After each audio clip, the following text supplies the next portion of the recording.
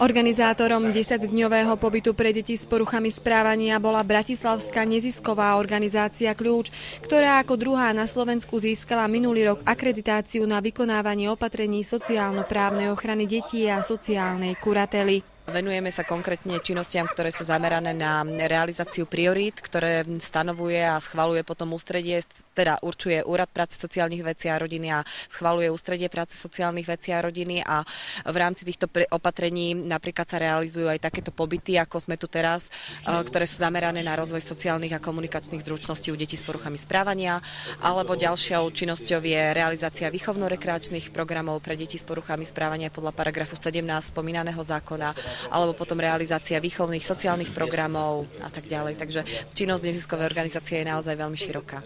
Hlavnou myšlienkou pobytu detí v ľubovnianskych kúpeľoch bol režim. Od ranej rozcvičky, teda budička rozcvičky je cez ranú komunitu, prácu na malých skupinách až po večerný klub a samozrejme popoludnejšej činnosti.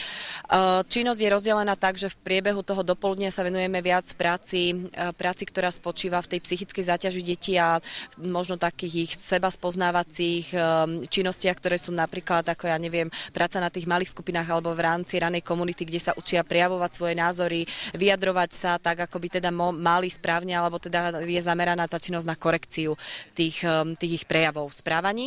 No a popoludnejšia činnosť je zameraná na tú fyzickú záťaž. Deti boli na tento pobyt odporúčané z rôznych príčin. Najčastejšie, čo máme z anamnestických údajov, tak sú to deti s poruchami správania, u ktorých už bola zistená a zaznamenaná trestná činnosť krádeže.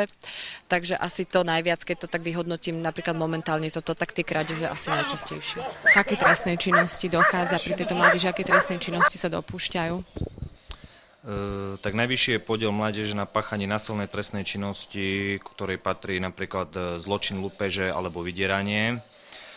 Mládež sa taktiež podieľa na majetkovej trestnej činnosti, k najvýraznejším patrí krádež vlamaním, ale sú aj napríklad o ekonomickej trestnej činnosti je podiel mládeže nulový. Prezradíš nám, prečo si ty tu medzi týmito deckami alebo tu v ľubovnianskych kúpeľoch?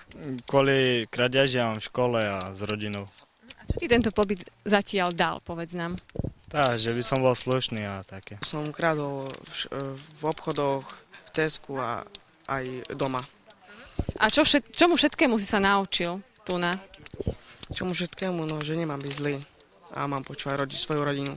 Piatok maloletým a mladistvým spestrili ľubovnianski policajti. Akcia trvala 2 hodiny a v rámci nej sa uskutočnila prednáška zameraná na trestnú činnosť páchanú mládežou, ale aj na mládeži, ďalej ukážky služobnej kinológie a prehliadka služobných policajných vozidiel.